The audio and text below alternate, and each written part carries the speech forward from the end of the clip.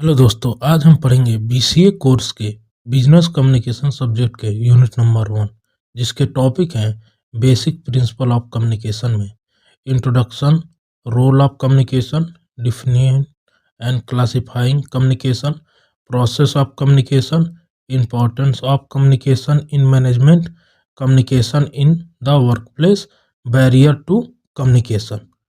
पहला टॉपिक हम लोग देखेंगे इंट्रोडक्शन टू कम्युनिकेशन। कम्युनिकेशन क्या होता है? Communication means sharing idea, information, thought और feeling from one person to another person. एक पर्सन से दूसरे पर्सन के हम लोग आइडिया शेयर करना, इंफॉर्मेशन, थॉट और फीलिंग शेयर करना, उसी को हम लोग कहते हैं कम्युनिकेशन। जैसे आप एक दूसरे से बात करते हैं, कोई आइडिया पे बात करते हैं, कोई टॉपिक डिस्कस करते हैं, उसी को हम लोग कहते हैं कम्युनिकेशन। कम्युनिकेशन कब हैपन होता है? Communication happen when one person send message. एक पर्सन मैसेज को सेंड करता है और another person receive and understand it. मतलब कम्युनिकेशन कब होता है? जब एक पर्सन मैसेज को सेंड करता है, जैसे आप लोग मैसेज भेजे, फिर उसको अगला पर्सन रिसीव किया और उसके बाद अंडरस्टैंड किया, उसी को कहते हैं लोग कम्युनिकेशन। जैसे आप लोग कहीं व्हाट्सएप पे मैसेज भेजते हैं हाय, तो उधर वाला व्यक्ति देखता है, फिर उसके बाद रिप्लाई करता है समझ के हाय, उसी को कहते हैं कम्युनिकेशन। वो व्हाट्सएप के थ्रू हो रहा है, यहाँ पे मान लीजिए कोई वर्ड के थ्रू होता है, जैसे हम लोग बात कर रहे हैं एक दूसरे के सामने, आमने सामने। जैसे एग्जाम्पल में देख सकते हैं, a teacher explaining A lesson and student listening and asking question. एक टीचर क्या कर रहा है? एक्सप्लेन कर रहा है एक लेसन, और स्टूडेंट क्या कर रहा है? लिसन कर रहा है और आस्किंग कर रहा है question. Without communication people can not understand each other. बिना कम्युनिकेशन के कोई भी बात नहीं समझ पाएंगे। जैसे कोई भी टॉपिक पे बात हो रहा है तो उस पर कम्युनिकेशन नहीं करेंगे, इंफॉर्मेशन शेयर नहीं करेंगे, तो बात किसी को भी समझ में नहीं आएगी, उसी को कहते हैं कम्युनिकेशन। अगला टॉपिक हम लोग देखेंगे रोल ऑफ कम्युनिकेशन। कम्युनिकेशन का क्या रोल होता है? कम्युनिकेशन का बहुत इंपॉर्टेंट रोल होता है। जैसे देखेंगे, communication is important in daily life. Daily life में बहुत सारे रोल होता है, जैसे स्कूल हो गया, ऑफिस हो गया, बिजनेसेस हो गया। रोल ऑफ कम्युनिकेशन देख लेंगे, जैसे क्या होता है? Help people understand each other. ये पीपुल को हेल्प करता है अंडरस्टैंड करने के, ईच अदर, दोनों तरफ की बातों को अंडरस्टैंड करने में हेल्प करता है कम्युनिकेशन। जैसे कौन क्या कह रहा है, जैसे एक दुकान पे आप लोग गए सामान खरीदने के लिए, सामान बताएं, फिर उसके पास होगा तो आपको देगा, नहीं होगा तो मना कर देगा, उसमें भी कम्युनिकेशन आपका बहुत इंपॉर्टेंट रोल प्ले करता है। फिर अगला है हेल्प इन शेयरिंग इंफॉर्मेशन। किसी भी इंफॉर्मेशन को शेयर करने में क्या कम्युनिकेशन आपका इंपॉर्टेंट रोल प्ले करता है। फिर रिलेशनशिप बनाने में, किसी से आपका रिलेशनशिप कितना अच्छा है, कितना लाभदायक है, उसको बनाने के लिए भी कम्युनिकेशन का इंपॉर्टेंट रोल हो। Help in decision making. कोई भी डिसीजन लेना हो किसी भी टॉपिक पे या किसी भी काम के लिए, तो उसमें भी कम्युनिकेशन का इंपॉर्टेंट रोल होता है। फिर हेल्प इन सॉल्विंग प्रॉब्लम। कोई भी प्रॉब्लम सॉल्व करना है, चाहे कितना भी कॉम्प्लेक्स हो या इजी हो, तो उसमें भी कम्युनिकेशन का इंपॉर्टेंट रोल होता है। फिर मेक टीम वर्क पॉसिबल। कोई भी मान लीजिए वर्क प्लेस हो गया, वहाँ पे टीम वर्क बनाना है, टीम लीडर होगा, उसको टीम बनाना होगा, तो वहाँ पे कोई भी काम होगा आसानी से सॉल्व हो जाएगा या वर्क हो जाएगा। No work can be done properly without communication. कोई भी वर्क बिना कम्युनिकेशन के नहीं हो पाएगा। यही होता है कम्युनिकेशन का रोल। बिना कम्युनिकेशन का कोई भी काम नहीं होगा, इसीलिए रोल ऑफ कम्युनिकेशन बहुत इंपॉर्टेंट रोल प्ले करता है हमारे डेली लाइफ में।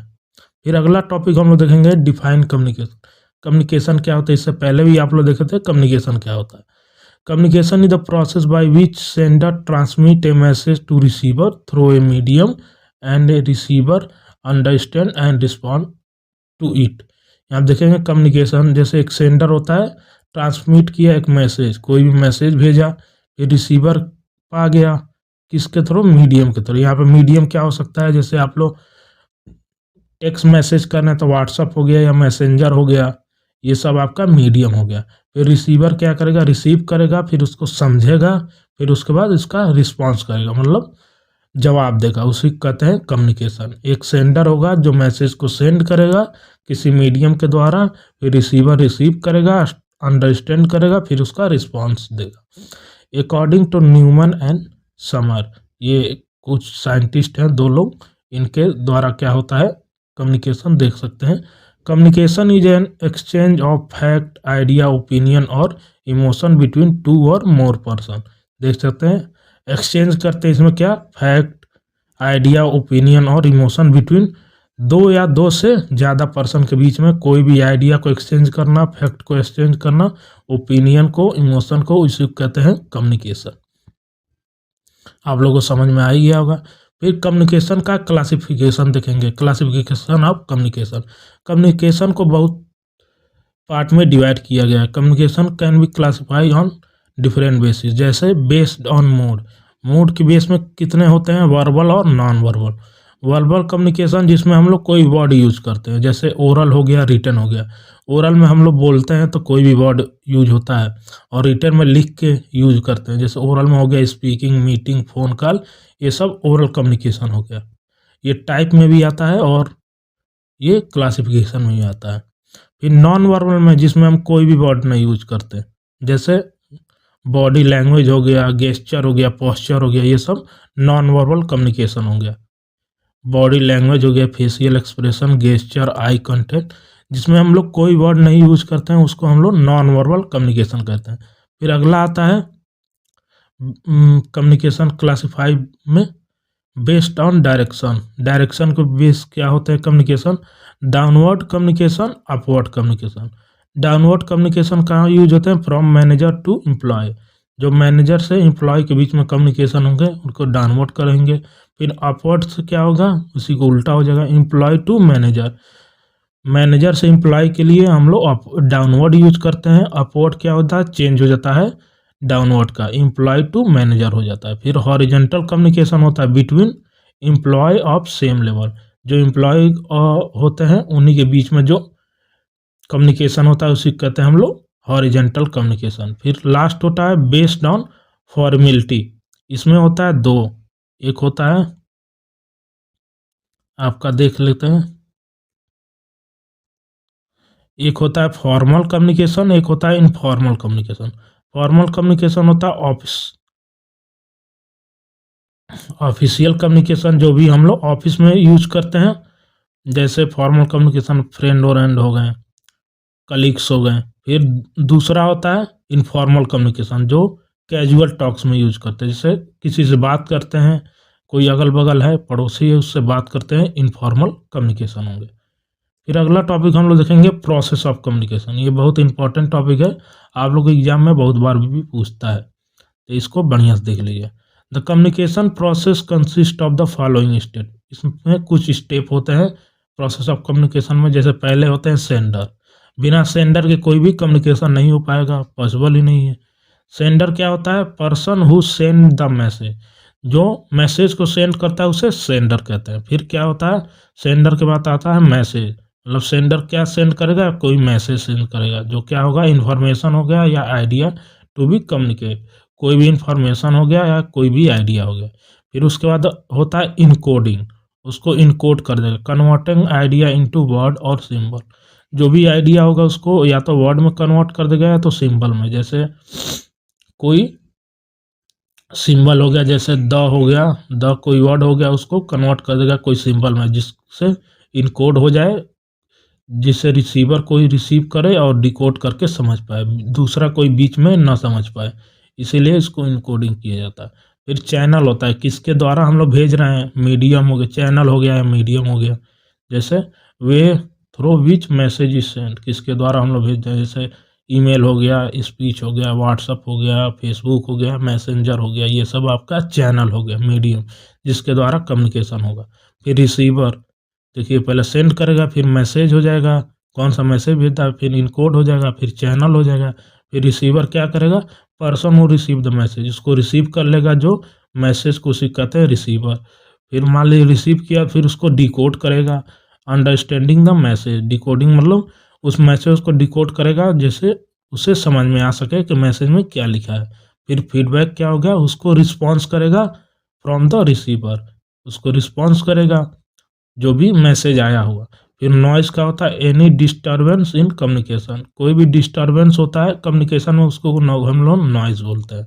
एक 8 स्टेप होता है जो प्रोसेस ऑफ कम्युनिकेशन में बहुत इंपॉर्टेंट रोल प्ले करता है। सेंडर होता है जो मैसेज को सेंड करता है, मैसेज क्या होता है, जो इन्फॉर्मेशन और आइडिया हो जिस पे बात करनी हो, तो ये हो गया सेंडर। फिर मैसेज, फिर इनकोडिंग करता है, कन्वर्ट करता है आइडिया और थॉट को आपके वर्ड और सिंबल में। फिर चैनल होता है या मीडियम जिसके द्वारा हम लोग मैसेज को सेंड कर सके। फिर रिसीवर रिसीव कर लेगा, फिर डिकोड कर देंगे, उसको अंडरस्टैंड कर देंगे, फिर फीडबैक में हो जाएगा, आपका रिस्पॉन्स हो जाएगा फ्रॉम रिसीवर। फिर नॉइज में any disturbance in the communication. आप लोग को समझ में आ गया होगा। अगला टॉपिक हम लोग देखते हैं, important of communication in management. Management में कम्युनिकेशन कितना इम्पोर्टेंट है हम लोग देख सकते हैं। जैसे communication is very important for manager, manager के लिए बहुत इंपॉर्टेंट है कम्युनिकेशन। इंपॉर्टेंस क्या क्या हो जाएगा, हेल्प इन प्लानिंग, कोई भी प्लान करना हो कंपनी के आगे कोई भी वर्क के लिए, प्रोजेक्ट के लिए, तो उसमें हेल्प करता है, help in planning. Help in decision making, कोई भी डिसीजन लेना है ग्रुप के साथ उसमें भी ये हेल्प करता है कम्युनिकेशन। फिर इम्प्रूव कोऑर्डिनेशन, टीम वर्क के साथ कैसे कोऑर्डिनेशन बनाना है। फिर मोटिवेट एम्प्लॉय, एम्प्लॉय को कैसे मोटिवेट करना है कि अपना काम करे और लगन से काम करे, मतलब विश्वास बनाए रखें। Help in control and supervise, employee को कंट्रोल करना और सुपरविजन दिखाना, कैसे काम करें और कैसे उनको कंट्रोल में रखें कि वो दूसरे काम में व्यस्त ना हो।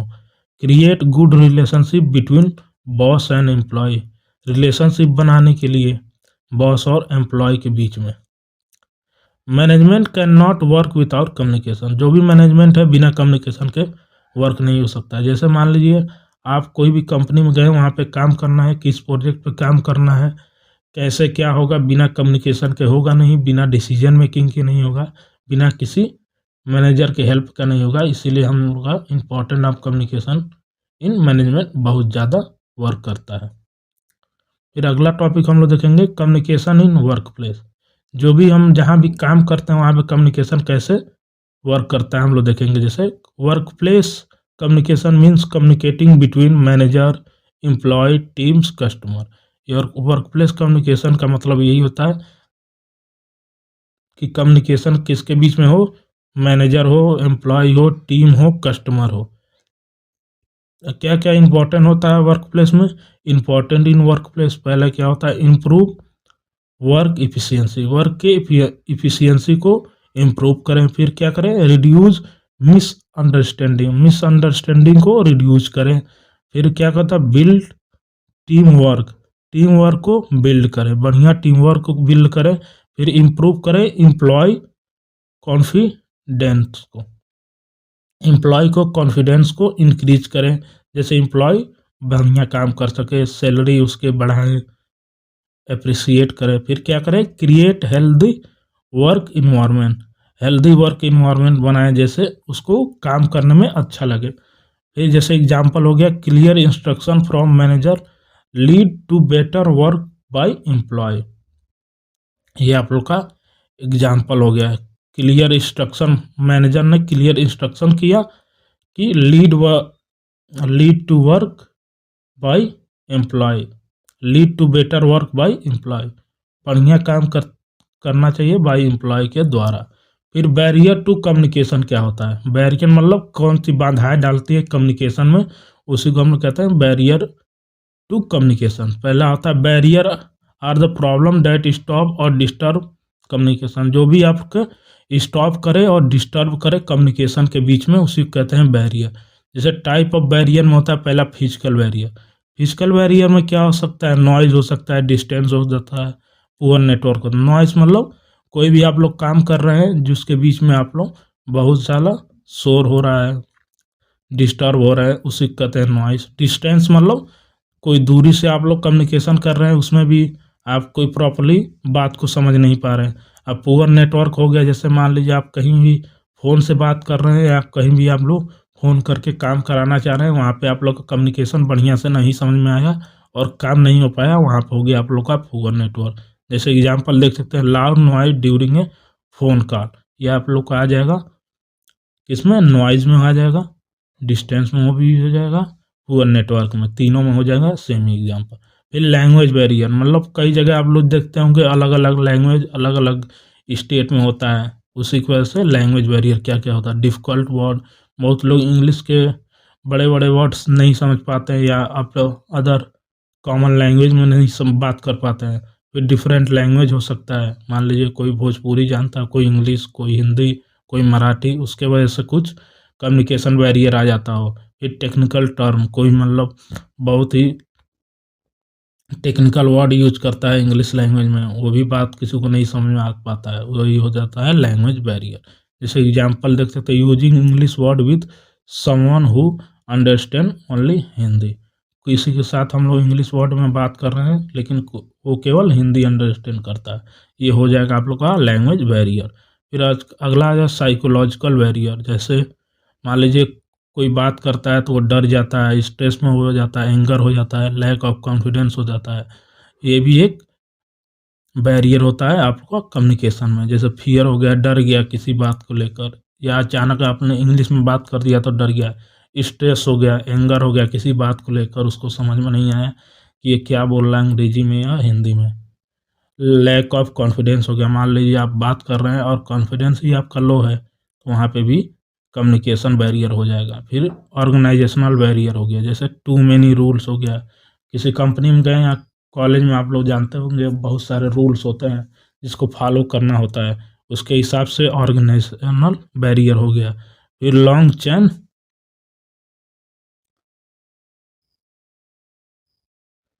चेन कमांड हो गया, मान लीजिए कहीं आप लोग को एक कमांड दिया जाता है उसके हिसाब से काम करने के लिए, वो भी हो गया ऑर्गेनाइजेशनल बैरियर में। फिर अगला आता है सीमेंटिंग बैरियर।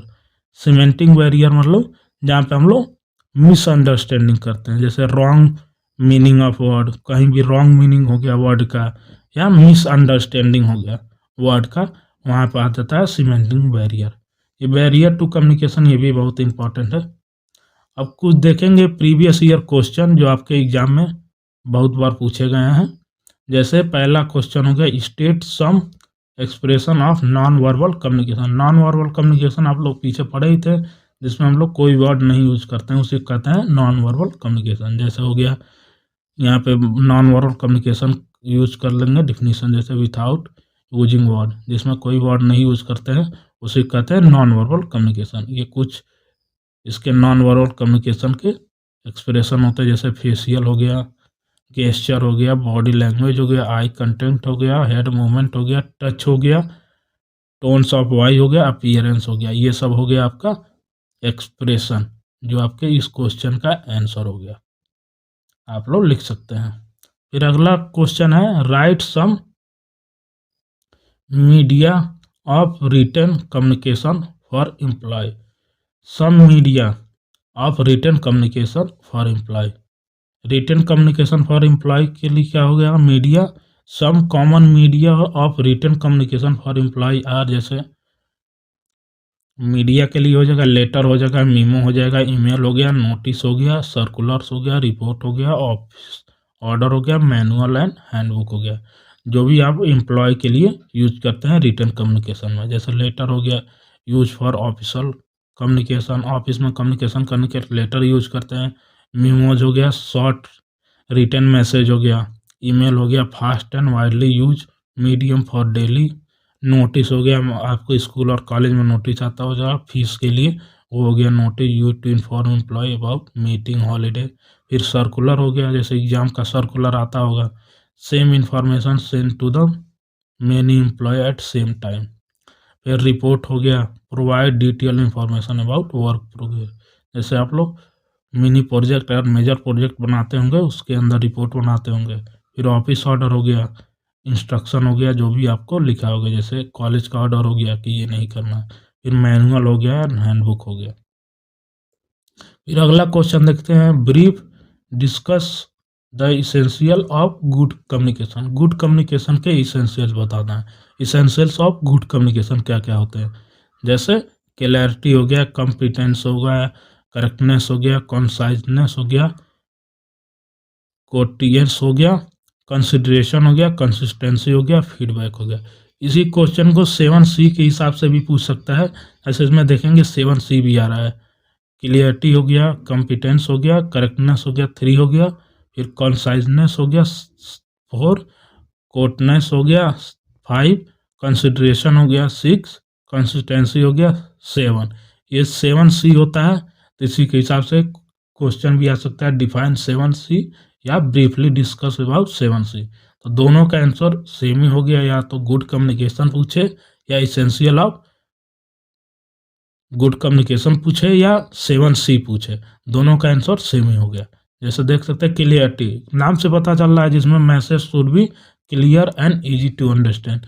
जो भी मैसेज हो क्लियर हो और इजी टू अंडरस्टैंड हो, जिसको आसानी से अंडरस्टैंड किया जा सके। फिर कंप्लीटनेस, जो भी नेसेसरी इंफॉर्मेशन हो शुड बी कंप्लीट हो, मतलब उसमें कोई कंफ्यूजन ना हो कि ये दिक्कत होगा। कंप्लीट हो रहा है मतलब नाम से पता चल रहा है जो भी इंफॉर्मेशन हो वो कंप्लीट हो। फिर करेक्टनेस क्या होता है, the message should be accurate and free from error. जो भी मैसेज हो एक्यूरेट हो और उसमें एरर ना हो, उसे कहते हैं हम लोग करेक्टनेस। फिर कॉन्साइजनेस क्या होता है, communication should be short and to the point. जो भी कम्युनिकेशन हो शॉर्ट हो और टू द पॉइंट हो, ये नहीं कि घुमा फिरा के कोई भी आप लोग बात कह रहे हैं, उसको कॉन्सिजनेस नहीं कहते हैं। शॉर्ट हो, एक लाइन में हो और टू द पॉइंट हो। फिर कोटिस क्या होता है, the message should be polite and respectful. जो भी हम लोग मैसेज और कम्युनिकेशन करें पोलाइट करें और एक दूसरे की रिस्पेक्ट करके करें। ये नहीं कि उसके ऊपर गुस्सा हो जाए, भड़क जाए, उसके हिसाब से आप लोग कम्युनिकेशन करें। फिर कंसिडरेशन क्या होता है, the sender should be keep the receiver feeling needs and level of understanding in the mind. जो भी हम लोग सेंडर क्या करें, सेंड करें मैसेज को, तो रिसीवर के फीलिंग और लेवल ऑफ अंडरस्टैंडिंग को समझ के ही कम्युनिकेशन करें। ये नहीं कि मतलब वो अगर हिंदी समझ रहा है तो आप लोग उसको इंग्लिश में ही बात करें, उससे उसका कम्युनिकेशन खराब हो सकता है। कंसिडरेशन में ये होता है। फिर कंसिस्टेंसी क्या होता है, the message should not be confuse और कॉन्ट्राडिक्शनरी। जो भी मैसेज हो नॉट बी कंफ्यूजिंग, कंफ्यूज ना करने वाला हो, ना ही कंट्राडिक्टरी करने वाला हो। फिर फीडबैक जानते ही हो भी, जो भी आप लोग बात किए हो उसका रिस्पांस करना ही फीडबैक होता है। फिर अगला क्वेश्चन हम लोग देखेंगे, what is the function of business communication. Business communication के फंक्शन क्या होता है, देखेंगे function of business communication. Business communication play an important role in smooth working of an organisation. The main function are information function, जो भी information हो, it provide necessary information to employee. जो भी नेसेसरी इंफॉर्मेशन एम्प्लॉय को provide करे उसको information function. Motivation function, motivate करे employee को, नाम से ही पता चला। कंट्रोल फंक्शन, कंट्रोल करे कोई भी एम्प्लॉय को, मैनेजर को सुपरवाइज करें। फिर coordinate function, communication help to coordinate different department and activity. Different department और एक्टिविटी को कोऑर्डिनेट करें। फिर डिसीजन मेकिंग फंक्शन, कोई भी प्रॉपर डिसीजन लेके कोई भी प्रॉपर प्रोजेक्ट पे कैसे काम करना है, कैसे क्या होगा। फिर training and development function, train करें एम्प्लॉय को और इम्प्रूव करें उसके स्किल को, जैसे वो काम कर सके। फिर relation building function, relation build करें अपने एम्प्लॉय और मैनेजर से। फिर प्रॉब्लम सॉल्विंग फंक्शन होता है जिसमें प्रॉब्लम को सॉल्व करते हैं। Communication help in discussing problem and finding solution. यहीं पे यूनिट आपका ख़त्म होता है। अगर कोई भी टॉपिक आप लोग को समझ में ना आए तो कमेंट जरूर करें, और इसका नोट्स आप लोग theallnotes.com पे जाके डाउनलोड कर सकते हैं। मिलते हैं अगले वीडियो में, तब तक के लिए धन्यवाद।